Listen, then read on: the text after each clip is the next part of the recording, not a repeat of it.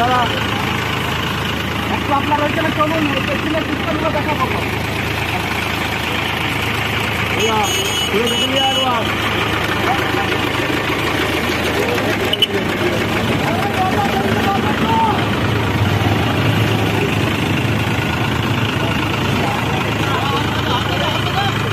ওইখানটা